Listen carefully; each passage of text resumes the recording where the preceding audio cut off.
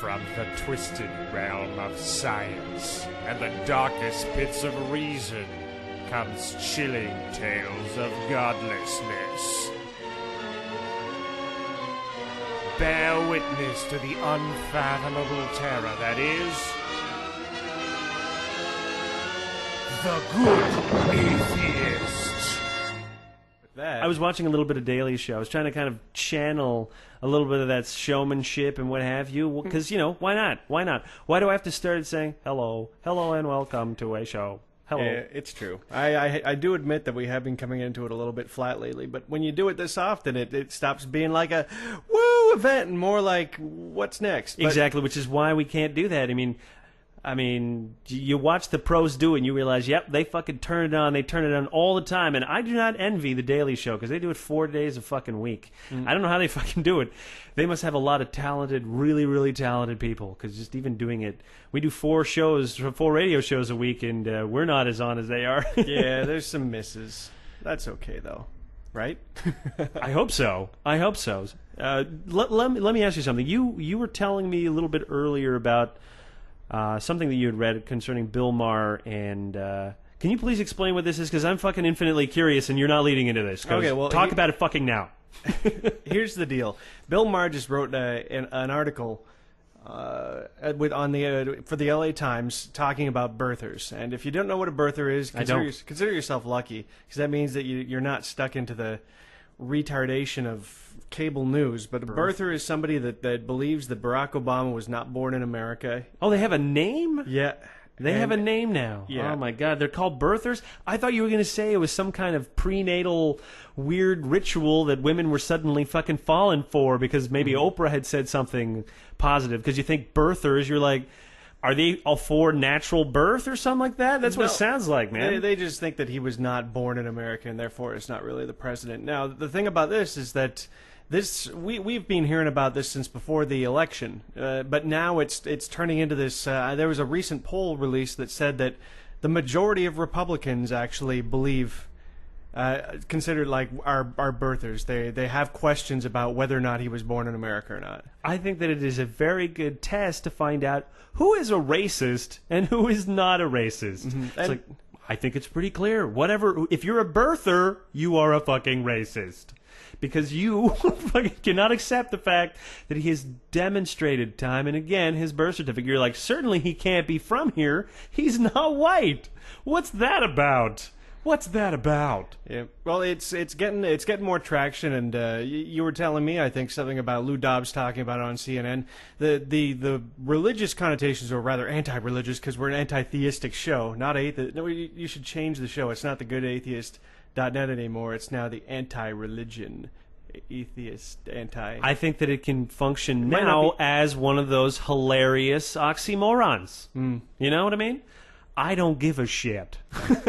I'll record what I record and consider it good. But the reason that this has anything to do with atheism is just that Bill Maher was saying that well, first off, it's Bill Maher, and Bill Maher did Religulous. Religulous. And you should check that out. Second off...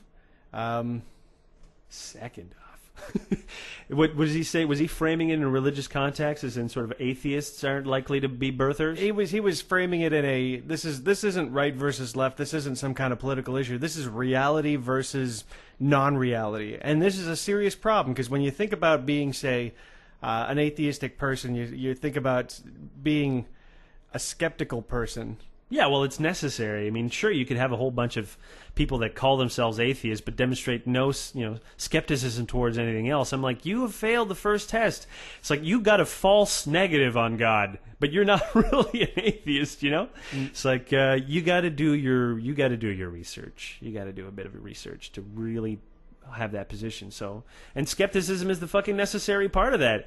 I like it that he kind of brings it back to irrationality in general. I mean, I find that there is just the rebirth of irrationality in this, sort of like in the Western Hemisphere, because it's not just fucking America or Canada. I mean, it's a bunch of other countries as well that are embracing homeopathy and fucking all this other bullshit. And you're thinking, what the hell is going on? Well, it turns out that there's just a large percentage of the population that says no to reality all the time. It keeps coming at them. They're like, no, I say no to reality.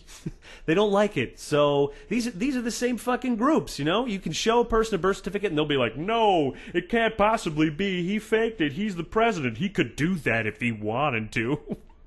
And you're just like, oh my God, what the hell is wrong with you? What is wrong with you? I guess that's what I have to say about birthers. Yeah, I pretty much agree. And it's just interesting that he's talking about the idea of how the idea spreads and how it can ruin you even if there's nothing, no truth to it, and how it basically distracts from everything. Using the example of, say, Bill Clinton, a guy that basically was hounded over nothing until all of a sudden they caught him doing something. Yeah, he should have been hounded a lot more when he was basically butchering all these environmental laws and shit like that. Oh, Slick Willie was like the greatest Republican the Republicans have ever had. Yep, it's true. I'm like, you know what? You know who has a better track record than Bill Clinton? George W. Bush.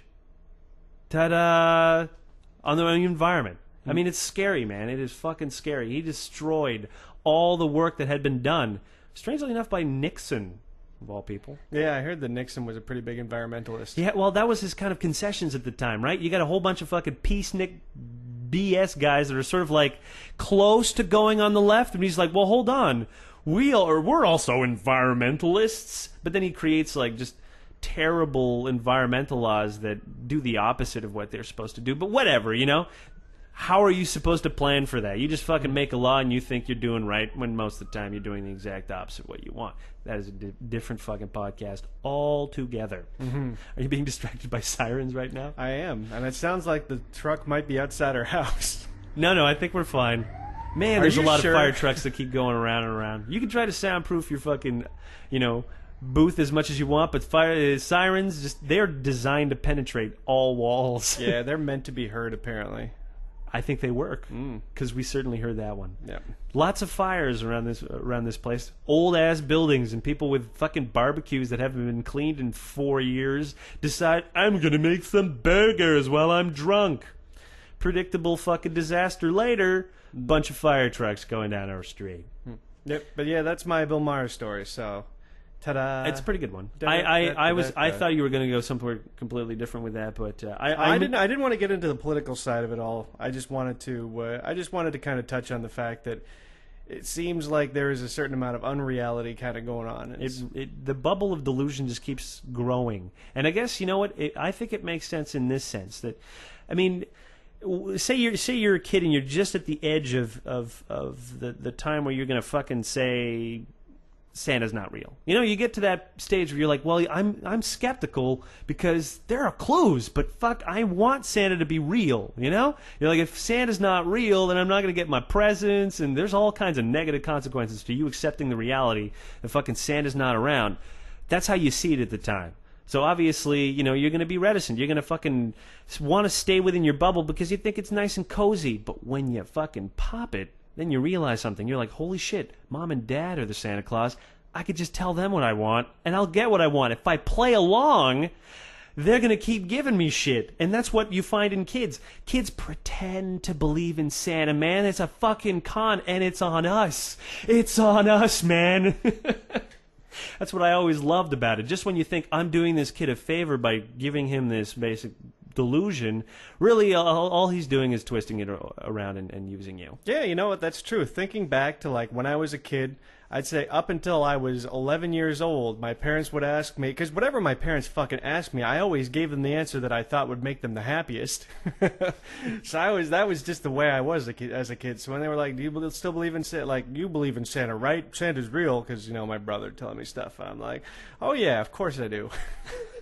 Liar, stinking liar. But of course, like I said, I was going into the fucking closet every goddamn year looking through all the toys. I dug that stuff out every time. Well, you can't be surprised. Look, I've said it before. When kids are young, they lack some of the kind of, frontal cortex development that we have that allows us to have more empathy, basically. So you are a manipulative little shit when you're a child. I mean, the most probably you'll ever be in your life. So, of course, you're going to just basically try to bamboozle people and that kind of stuff. Doesn't mean you don't love them. You just want to get yours really bad. Yep. How many times have you laughed at the crude, adorable fucking tricks that your kids try to play on you?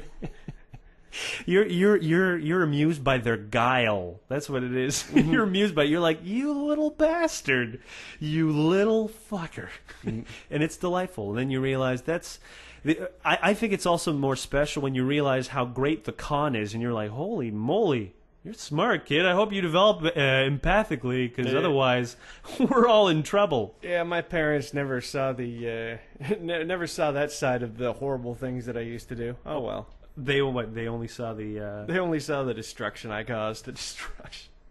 All right, speaking of destruction, I want to talk about this game show that is going on in Turkey. That they haven't put it on yet, but basically it's been fucking greenlit. It is going through, and the show is called Penitents... where is it? Penitents Compete. And it's basically they invite 10 atheists onto the show, and they have a panel of religious experts of different religions.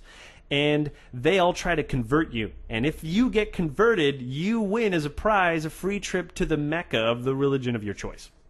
This is the show. I want to go on that show. Wait. And before you think it's all good... Before you fucking start thinking that, because a lot of people were obviously, their first question was like, hold on a second. Where do I sign up? Don't you think that a whole bunch of atheists are going to go on this show and say, I'm going to pretend to convert so I can go there? They have countered by saying, well, if they think it's going to be a vacation, it's not going to be one, because it's going to be centered entirely on religion.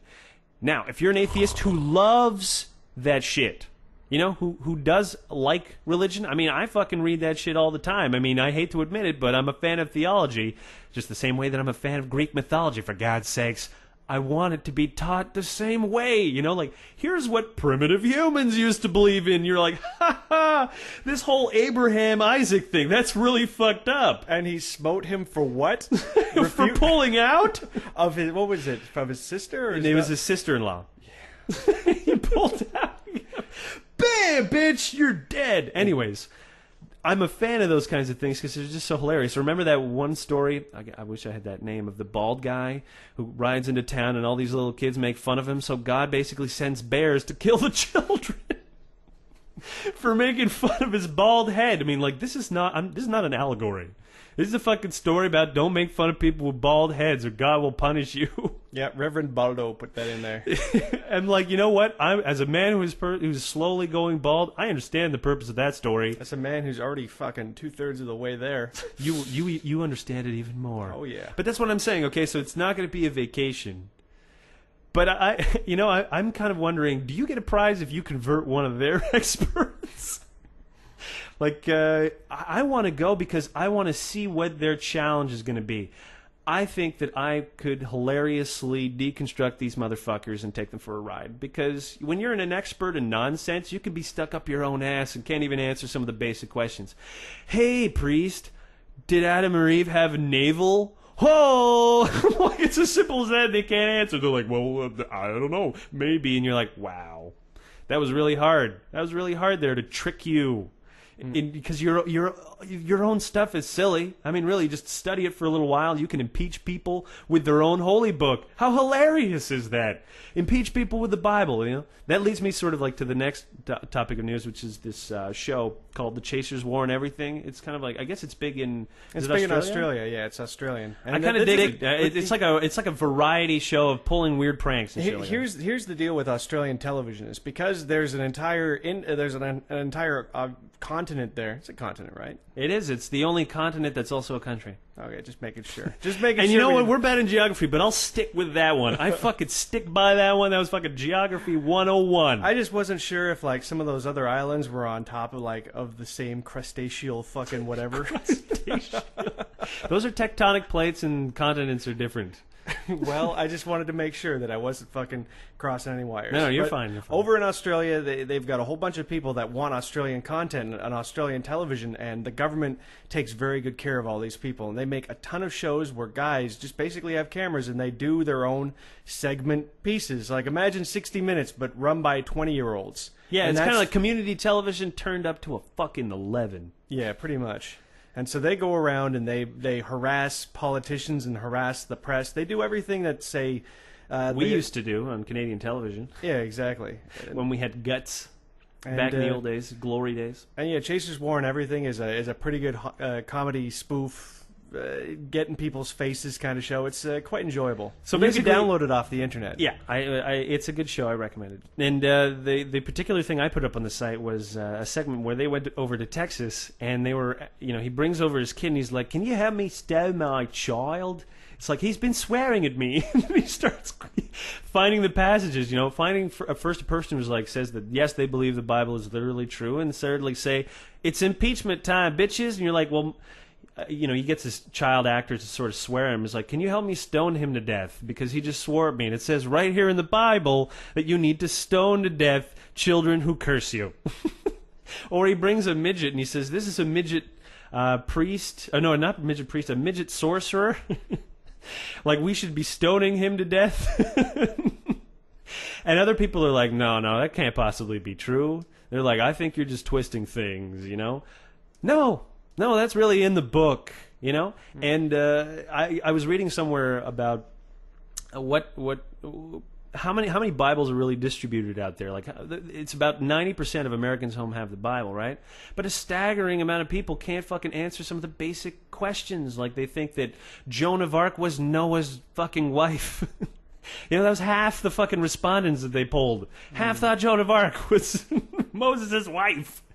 Not very knowledgeable about the book itself, Nobody knew who some of the most, the road to Damascus, people thought that was just basically, where Jesus was crucified, or what was some of the... Anyways, just a staggering ignorance of the very thing itself. And meanwhile, these are the same people going like, I believe it's literally true. I don't know it, but I believe it. And I'm just like, what? There's a problem with that statement. Let's see. What could it be? The order is wrong. You have to know something to believe it. I honestly think it's just people saying things without thinking. Everybody's saying, "Oh, the Bible is literal." If you go through it step by step with them, they'll realize that the real answer is it is not literal. Well, sometimes people have this. They're complex. Their clever answers like, "Well, this was written at a time that was different for different people," and you're just like, well, what do we do? It's not for us then, hey? Well, toss it. Fucking toss it.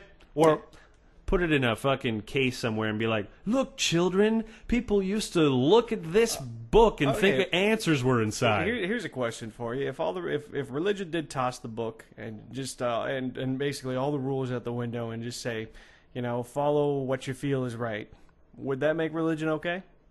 Follow what you feel is right? That's almost worse. Because the whole do what feels right is or here's a better example. Do what God tells you, which is what the fundamental Church of Latter-day Saint believes. The ones that actually follow Joseph Smith's writings? Well, they have this concept that you can, God will communicate directly to you. There is no fucking interpreter. He speaks directly to you. And you'll find that there are a number of tragic cases where fundamentalists who heard voices and who were convinced that God was telling them to do things would do horrible things. Like mutilate people, murder them. And of course they were like, God told me to do it. And my church says that I should listen to God. So, yeah, that is the problem with sort of like taking a feel-good attitude. In a sense, religions are stable because they have the do what we tell you otherwise clause, that ensures their stability. That ensures people will follow them because they're like, I don't know what to follow, but this guy says follow me, and I don't know what to follow, so okay. It's like, when there is no option, sure, people will fucking take religion. It seems like it's really well organized. Everybody's like nice and friendly when you go to their little meets, and you're like, they have a solution to how to live my life because I can't fucking figure it out for myself. Good on them. And of course they're going to be like, well, yeah, they told me that the book is literally true. I should follow it. And I opened up a couple passages and it worked for me. So I figured, yeah, this rule book is there and it's cemented and it's good. Fucker, you got to read the whole thing. And then you should probably see, oh, wait a minute. They can't really seem to tell me how to live a good life. They keep on doing some really fucked up shit, like molesting kids or, fucking, which now leads me to my next story, or decapitate little girls. Let's fucking talk about that shit. Happened in a rural village in India. I won't name it to you because I can't pronounce it and you wouldn't care, so it doesn't matter. But let me assure you that it's in the rural area. And basically, there was in the village, I guess, a lack of males for some weird reason. You know, it's not a big village, and I guess a couple of them died due to malnutrition or cholera or all kinds of things that happen in a rural shithole. And basically, a priest lured him and 3 of his associates lured a little girl into a field and decapitated her alive in order to please the gods so that they could have some male heirs.